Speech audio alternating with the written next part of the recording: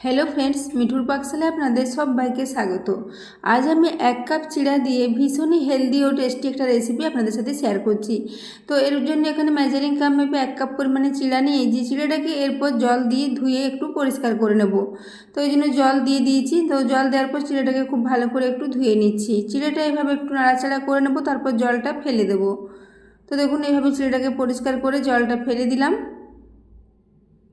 জলটা ফেলে দেওয়ার পর চিড়েটাকে নিয়ে নিয়েছি। তো চিড়েটার মধ্যে এখনও কিছুটা জল আছে। এইভাবে চিড়েটাকে কিছুক্ষণ ভিজিয়ে রাখতে হবে, কিন্তু তার আগে এখানে দিয়ে দিচ্ছি মেজারিং কাপ মেপে 1/2 কাপ পরিমাণে সুজিটা দিলে এর মধ্যে খুব সুন্দর একটা বাইন্ডিং আসবে এবং খেতেও ভীষণ টেস্টি হবে। তো এই জন্য সুজি দিয়ে দিয়েছি 1/2 কাপ পরিমাণে। এরপর ওপর থেকে আবারও 4 চামচ মতো জল একটু দিয়ে দিলাম। চিড়ের মধ্যে অনেকটাই জল ভিজে আছে, সেই জন্য এখানে আর খুব বেশি জল লাগবে না। তো চামচে করে মাপে 4 চামচ মতো জল এখানে দিয়ে দিলাম উপর থেকে ছড়িয়ে। তো এইভাবে এটাকে এইভাবে নাড়াচাড়া করতে করতে মিশিয়ে নেব। এরপরে সুজি ও চিড়েটাকে ঢাকা দিয়ে রেস্টে রেখে দেবো প্রায় 10 মিনিটের জন্য। তাহলে সুজি এবং চিড়ে দুটোই খুব ভালো মতো ভিজে নরম হয়ে যাবে। তো এরপর এটাকে ঢাকা দিয়ে রেখে দিলাম 10 মিনিটের জন্য। এদিকে আমি গ্যাসে একটা ফ্রাই প্যান বসিয়ে দিয়েছি, তাতে একটু সরষের তেল নিয়ে নিচ্ছি। তো প্রায় 2 চা চামচ পরিমাণে সরষের তেল নিয়েছি। ওই সাথে 1 চা চামচ পরিমাণে দিয়ে দিলাম গোটা জিরে, ওই সাথে 1/4 টিস্পুন পরিমাণে হিং দিয়েছি। এর সাথে 1/2 টিস্পুন পরিমাণে গ্রেট করে নেওয়া আদা দিলাম। ওই সাথে 2টো পাকা কাঁচা লঙ্কা ছোটো টুকরো করে কেটে এর সাথে দিয়ে দিয়েছি। এরপর সব কিছু এই তেলের মধ্যে একটু ভেজে নেব। এরপর এটা ভাজা হয়ে গেলে এখানে কিছু সবজি দিয়ে দেবো। তো সবজির মধ্যে সবার প্রথমে নিয়েছি একটা টমেটো, মিডিয়াম সাইজের একটা টমেটোকে রাফলি কেটে নিয়েছি। তারপর এখানে টমেটোর টুকরোটা দিয়ে দিলাম। এরপর টমেটোটাকে তেলের মধ্যে প্রায় 1 থেকে 1.5 মিনিট মতো একটু ভেজে নেব। তারপর এখানে আবারও কিছু সবজি অ্যাড করে দেবো। তো তারপর এখানে দেখুন নিয়ে নিচ্ছি একটা আলু গ্রেট করে রেখেছিলাম। এখানে মিডিয়াম সাইজের একটা আলু খুবই ছোট ছিদ্রযুক্ত গ্রেটার দিয়ে গ্রেট করে রেখেছিলাম, সেটা এখানে দিয়ে দিয়েছি। এবং ওই সাথেই দিয়ে দিলাম একটা গাজর, ছোট সাইজের গাজর, সেটাকেও একটু গ্রেট করে রেখেছিলাম। তো এরপর আলু ও গাজরটা এর সাথে দিয়ে দিলাম। আলু ও গাজরটা যেহেতু গ্রেট করে দিয়েছি, এটা খুবই ছোট ছোট পাতলা পাতলা মতো গ্রেট হয়ে আছে, তাই এটা সেদ্ধ হতে খুব বেশি সময় লাগবে না এবং টমেটোও খুবই চটজলদি সেদ্ধ হয়ে যায়।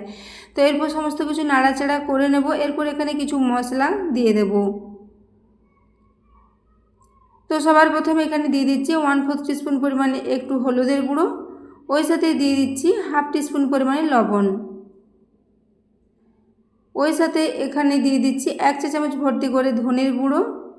এরপর এখানে আর কোনো মশলা দিচ্ছি না। এরপর নাড়াচাড়া করে এটাকে 2 মিনিটের জন্য একটু ঢেকে দেবো, যাতে টমেটো, আলু, গাজর সমস্ত কিছু খুব ভালো মতো সেদ্ধ হয়ে যায়।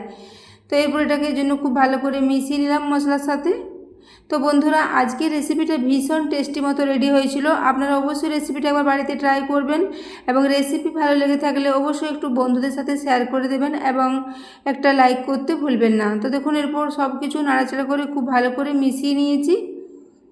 এইভাবে মেশানো হয়ে গেলে এটাকে ঢাকা দিয়ে 2 মিনিটের জন্য রেখে দেবো, যাতে একটু এটা খুব ভালো মতো সেদ্ধ হয়ে যায়।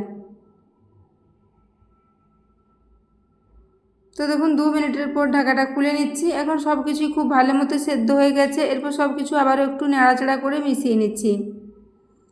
তো বন্ধুরা, আজকের রেসিপিটা বানিয়ে নেওয়া ভীষণই সহজ, খুব চটজলদি এটা রেডি হয়ে যায়, খুব বেশি সময় লাগবে না।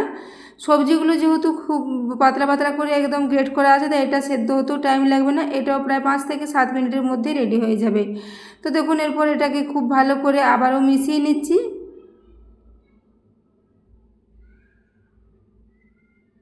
এইভাবে সব কিছু মিশিয়ে নিয়েছি। এরপর সব শেষে একটু কসুরি মেথি দিয়ে দিচ্ছি প্রায় 1 চা চামচ পরিমাণে। ওই সাথে দিয়ে দেবো 1/4 টিস্পুন পরিমাণে একটু গরম মশলার গুঁড়ো। এরপর এটাকেও দিয়ে আবারও 1 থেকে 1.5 মিনিটের জন্য একটু খুব ভালো করে মিশিয়ে নেব।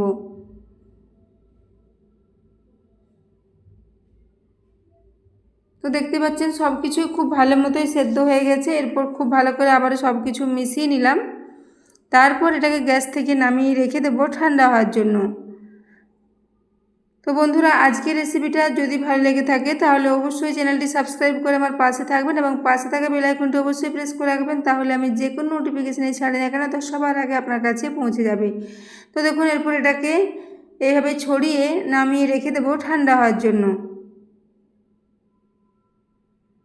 তো তো এটাকে এখন সাইডে রেখে দিয়েছি। এদিকে চিড়ে ও সুজির মিশ্রণটা দেখে নিচ্ছি। তো দেখুন এটা খুব ভালো মতো ভিজে নরম হয়ে গেছে, এখানে আর জলের প্রয়োজন হবে না। এরপর এখানে স্বাদ মতো লবণ দিয়ে দিলাম, ওই সাথে এখানে দিয়ে দিচ্ছি একটু কসুরি মেথি। কসুরি মেথি দিলে ফ্লেভারটা ভালো লাগবে এবং দেখতেও খুবই ভালো লাগবে। তো দেখুন এরপর হাতে করে এটাকে মেখে একটা বেশ নরম ডো মতো রেডি করে নিচ্ছি। তো বন্ধুরা আজকের এই রেসিপিটাকে আপনারা টিফিনের জন্য বানিয়ে দিতে পারেন বা বিকেলে চায়ের সাথে এটা স্ন্যাক্স হিসাবেও বানিয়ে নিতে পারেন। ভীষণ খাস্তা, ভীষণই মুচমুচে একটা রেসিপি। তো দেখুন এরপর এটাকে ক্রমাগত নাড়াচাড়া করে ঠেসে ঠেসে খুব ভালো করে মেখে নিচ্ছি।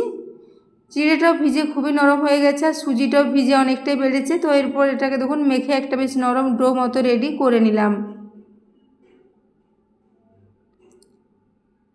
এরপর আমি হাতটা একটু পরিষ্কার করে ধুয়ে নেব।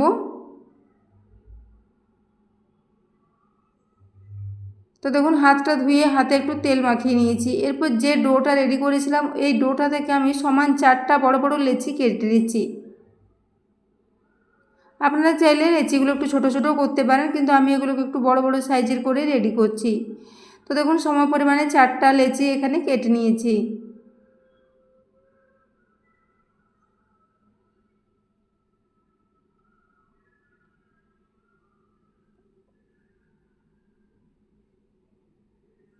এইভাবে এগুলোকে গোল গোল করে রেডি করে নিলাম। এরপর এখান থেকে একটা নিয়ে নিয়েছি। এরপর হাতে করে একটা বেশ বাটির মতো শেপে এটাকে রেডি করে নেব।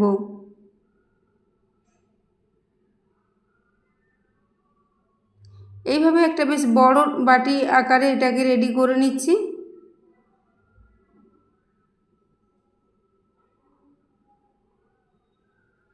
দেখুন বড় বাটির মতো শেপে রেডি করে নিয়েছি। এরপর ওই পুরটা এখান থেকে প্রায় 1.5 চামচ পরিমাণে দিয়ে দিলাম। বড় চামচে 1.5 চামচ দিয়েছি। দেখুন ভর্তি করে অনেকটাই পুর দিতে হবে, তাহলে টেস্টটা বেশি ভালো লাগবে এবং টমেটো দেওয়ার জন্য এই পুরটা অনেকটাই চটপটা হবে খেতে। তো দেখুন এরপর এটাকে আমি আঙুলে করে চাপ দিয়ে দিয়ে একটু ভিতর দিকে এটাকে সেট করে নিচ্ছি। তারপর সাইড থেকে কিনারাগুলো একটু এভাবে তুলে নেব, উপর দিকে হাত আঙুলে করে এইভাবে।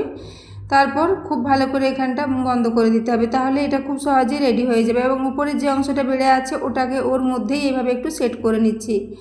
তো এটা বানিয়ে নেওয়া ভীষণই সহজ, যে কেউ খুব সহজেই বানিয়ে নিতে পারবেন। এটা ভীষণ টেস্টি মতো রেডি হয়েছিল। রেসিপিটা আপনারা বন্ধুরা অবশ্যই বাড়িতে ট্রাই করবেন এবং কমেন্টে জানাতে ভুলবেন না আপনাদের কেমন লেগেছে। তো দেখুন এইভাবে একটা এখানে রেডি করে নিয়েছি। এইভাবে একটু গোল গোল করে চ্যাপটা চ্যাপটা করে এগুলোকে হাতে করে খুব ভালো করে এটাকে সেট করে নিচ্ছি। যেহেতু সুজি দেওয়া আছে চিড়ের সাথে, তাই এগুলো ফেটে যাবে না। শুধু চিড়ে দিয়ে করলে অনেক সময় ফেটে যায়। তো দেখুন এরপর আমি এখানে একটা কচুরি রেডি করে নিয়েছিলাম আগে, বাকিগুলো একইভাবে রেডি করে নিয়েছি। তো বন্ধুরা আজ আমি একটা চিড়ে ও সবজির কচুরির রেসিপি আপনাদের সাথে শেয়ার করেছি। এই ধরনের কচুরিগুলো খেতে দুর্দান্ত স্বাদের হয়, ভীষণ টেস্টি লাগে। বিকেলে চায়ের সাথে এটাকে স্ন্যাক্স হিসেবে আপনারা ট্রাই করতে পারেন, খুবই ভালো লাগবে। তো দেখুন এগুলো আমি আজ সরষের তেলে করব, তো সেই জন্য আমি 2 টেবিল চামচ পরিমাণে সরষের তেল নিয়ে নিচ্ছি। খুব কম তেলে এগুলোকে একটু শ্যালো ফ্রাই করে নেব, খুব বেশি তেল লাগবে না। তো দেখুন আমি এরপর দুটো দুটো করে ভেজে নেব, যেহেতু কড়াটা ছোট আছে। তো সেই জন্য দেখুন এইভাবে 2 মিনিটের জন্য নিচের দিকটা একটু ফ্রাই করে নিয়েছি। এরপর চামচ করে এগুলোকে উল্টে নিচ্ছি। তো দেখুন নিচের দিকটা এখন হালকা কালার এসেছে। এইভাবে মিডিয়াম ফ্লেমে এগুলোকে ক্রমাগত নাড়াচাড়া করে একটু লালচে করে ভেজে নেব।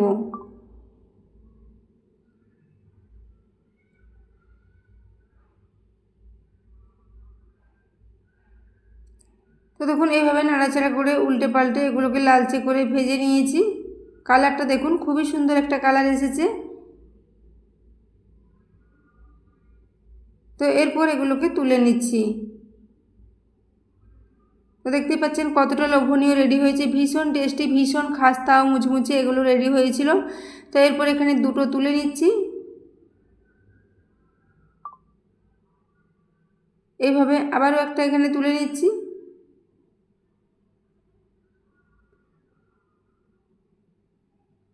তো এরপর এই কড়ার মধ্যে যে তেলটা রয়েছে আবারও যে দুটো কচুরি রয়েছে সেগুলো একইভাবে একটু ফ্রাই করে নেব।